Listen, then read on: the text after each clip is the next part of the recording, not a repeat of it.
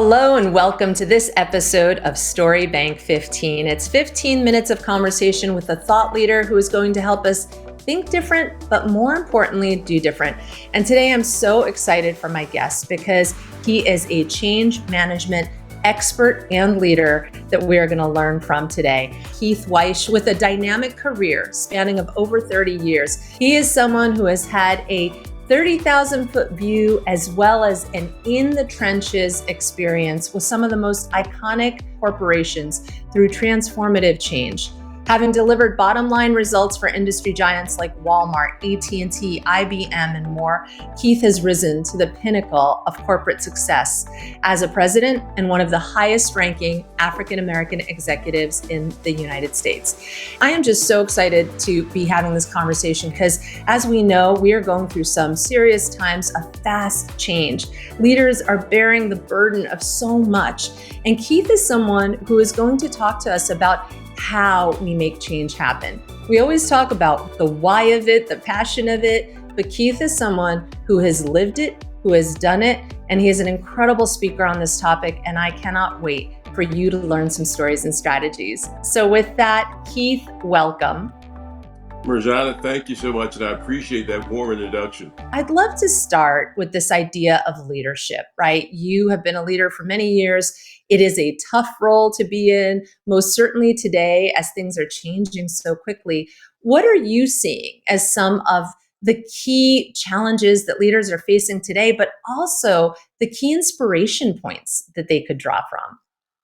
Yeah, that's a great question, Mirjana. And I have to tell you, having been in corporate America for over 40 years, actually, I joined when it was really more leadership, command, and control. What the leader said was not questioned, and it was just go execute. We've evolved to more of a servant leadership mentality, but even within that, there's so many challenges. And I'll just give you a few of them. The first is I call the generational challenge. We have at least four different generations now in the workforce, from baby boomers like myself down to Gen Z and what have you, and they think and behave and act differently. So you have that challenge. You have the challenge of technology. Think about the fast-paced change of technology. 2 or 3 years ago, no one was talking about Chat GPT or AI, and now it's on the lips of every leader. And so you have technological challenges. You have what I call social media challenges. And the 24-hour news cycle. So as a leader, you have to really wrap your head around all of these things, not to mention the performance of the business. And so it's probably never been a tougher time to be a leader. You layer over that the pandemic and the whole work from home challenges that we still face. And it's quite a daunting task to be a leader in this current environment. You've had a deeper passion for performance for many years, and I'd love to understand a little bit about your background, where that comes from, and how you've been able to carry that through for more than 40 years in your leadership roles. Yeah, it really was born out of my childhood and playing sports. And the reason I say that is because it's about winning or losing, and you keep score, right? And so, when I got into the work world, it was very important for me to understand if I was winning or losing. And so today, companies look at that, and it's everything from what's my stock price, what's my NPS, my Net Promoter Score, what's my net cash flow, all these EPS. And so it's one of those things that to be successful and to be a sustaining entity, you have to create value, you have to create profits. And so keeping score has always been a way for me to know how I was doing, to know how my business was doing, and to know how I was being perceived by my customers. It's a good thing I have my kids involved in sports, right? But it's an interesting time too, because some people don't want to gauge success just purely by the numbers. Are you old school on that in that way of approaching it, or do you balance it with what people need in terms of some of this emotional intelligence, psychological safety? They want to be able to touch on their values and their passion points. How do you merge the two and bridge that? Yeah, that's a great question, Mirjana. And it's really, again, part of that challenge of leadership. Because on one hand, particularly if you're publicly traded, you do have to answer to the shareholder. However, in order to do that, you have to really embrace the human capital, the people that you have under your direction, to make sure that they can perform and be at their best. And so, 40 years ago, there was no subject like work-life balance. Well, those things matter now. There were no thoughts about, mental health and those things. And so if you really want to get the most out of your organization, it starts with taking care of your people. And if you take care of your people, they tend will take care of your customer. They'll take care of innovation. They'll do a lot of the things that the business needs to move forward. But it is challenging. Leaders have to kind of go through their own growing pains of what it means to be a leader and how do you show up for your people and yourself. And you shared with me very vulnerably, and I loved it, that maybe you weren't the easiest leader at first. Can you tell us a little bit about that story of your leadership then and now? Yeah, it's funny. Typically, when you start out as a leader, you're really mimicking the behaviors of some folks that are leaders before you. And so, I had a leader early in my career who was that command and control. I'm the boss, get it done no matter what. In fact, I'll never forget one time we were in a meeting, probably about 4 hours, and I asked the question, "Hey, are we going to have lunch?" And he said, "Lunch is for the week."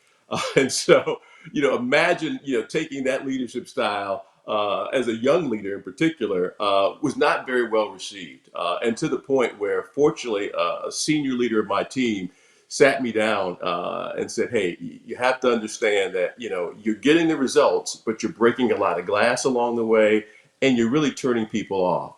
And he said, I'll never forget, he said, you want to be a leader that people follows, because if you don't have people following you, you're not a leader. You're just a person taking a long walk. I think that's so critical, having your leaders come to you when they're seeing sort of some of those challenges and expressing that. Have you been able to also take that approach when you're leading people, to sit them down, to really say, hey, you're doing great in this, but we got to watch out for that? Yeah, often as leaders, there's a joke that we're like pigeons. We fly in, we crap over you, and we fly out, right? And you don't want to be that leader who just comes and points out what you do wrong. You do want to create a more holistic picture so that person understands that you see their value, you see their worth. And what I've understood and what I've witnessed, Marjana, is when I tell you that I believe you can do this and that you're better than that, people will rise to the occasion. Oh, that is such great advice. I just, again, that vulnerability, that open communication, that feedback, people want that. They want to feel valued, seen, and heard, all those things, but they want to also know they're providing value back, right? If I want to go from New York to California, there's several routes to get there. And many times, those closest to the customer, those closest to the business, see and hear at a level that I can't perceive from where I'm sitting. And so it's really important to make sure that you have that voice of the customer, but also that voice of the associate to really understand what's happening. Too often as a leader, information gets filtered as it comes up. And if you're not careful, you have a team of people who tell you what they think you want to hear and not what you need to hear. Mm. Clearly, you're approving my opening, what I said, that you were in the trenches. I mean, you really got in the trenches with your people as a leader in these iconic companies. And, because you've had such deep experience, we talk about the how, right? How do we get things done? What do you think it was about your roles in some of these companies that created change? What was the biggest how factor for you? A few things. One, I was never afraid to roll up my sleeves. And so I kid you not, when I went to work for Walmart, number one retailer, I did every job in the store because I wanted to understand at a very tactical level, what was it like to be a cashier? What was it like to change oil? What was it like to fry chicken or to bake bread or to ice a cake? And in doing that, a few things happened. One, I got an appreciation of what it takes to be successful. The associates appreciated me taking that time, and it also helped me think through the business differently because I'm able to see the gaps and the things that maybe we need to look at differently to move the business forward, to increase customer satisfaction. And so it's really getting in, understanding the day-to-day operation, not to a level that I'm an expert, but that I'm knowledgeable enough to see and live through the eyes and walk in the shoes of the folks who do this every day. Clearly, you're a man of great strategy. And one of the other strategies we've talked about that you've used over the years is the PEP strategy. It is what? Performance, exposure, and perception. Can you share a little bit about how that has been a tool in your leadership over the years? I came upon the concept of PEP when I looked at what it took to be successful as a leader, as a business leader. And 50% of that equation is performance. You've got to be a consistent performer over time. You can't be a one-hit wonder or a Milli Vanilli. So 50% of what I needed to be successful as a professional was performance. 25% was what I called exposure. And that's exposure to the information I needed to know, exposure to the business needs, how we make money in this organization, exposed to those ideas. And then the last P I call perception. And that is basically, what is my brand? What is it I bring to the table? What is it that you get when Keith Wyche walks into a room? And so that works as an individual, but it also works for a business or an organization, because the performance is, hey, am I delivering what I said I was going to deliver as a business, no matter what industry? Am I delivering to you, the consumer, the shareholder, the customer, what I said I would deliver? From an exposure perception, do you understand, or have I done a good job of making sure you understand our strategy and why we're doing what we're doing? That brand promise. And then the perception is, are we living up to that brand promise? There are many companies who will have a brand promise that they're not delivering on. And that does no one any good. And so when I think about PEP from the business or organizational perspective, it's making sure that our performance and our strategy is clear, that from an exposure standpoint, it's articulate, and we know, and customers know, and investors know what it is we're trying to accomplish. And then perception, we're matching what we say with what we do. What I think is so great about that strategy is that it is so potent at the organizational level, but it also, on the flip side, can be very personal. And I know this is something that you've taken to heart as you've led people, you as sort of a chief people officer, although I don't believe you ever held that exact title. Am I wrong? I have not had that exact title, but let's be clear. Nothing gets done without people. And human capital is really the most important thing on the balance sheet. It's the people who get it done. Yeah. And so that PEP strategy, or I like to say PEP, you call it PEP, but it's very peppy. I love the energy around it.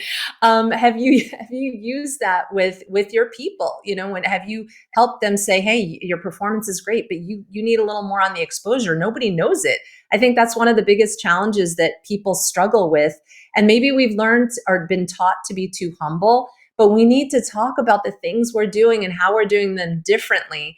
How are you encouraging, or how have you encouraged your employees to do just that? Yeah, I make it very clear that no one reaches the top of any organization by themselves. Before you can break that glass ceiling, someone who's on the other side of that glass ceiling has to look down, see you, see the value that you bring, and pull you through. And so it's not just enough to be a top performer. You really have to make sure that you have a personal value proposition that is understood and articulated, and that you provide thought leadership, that you're a continuous learner, and that you stay current so that you can remain relevant. And those are the things that leaders look for: team players, people who move the business forward. And if you have those traits, and if you exemplify those in the PEP method, you tend to get recognized, and you'll find sponsors and mentors to help move your career along.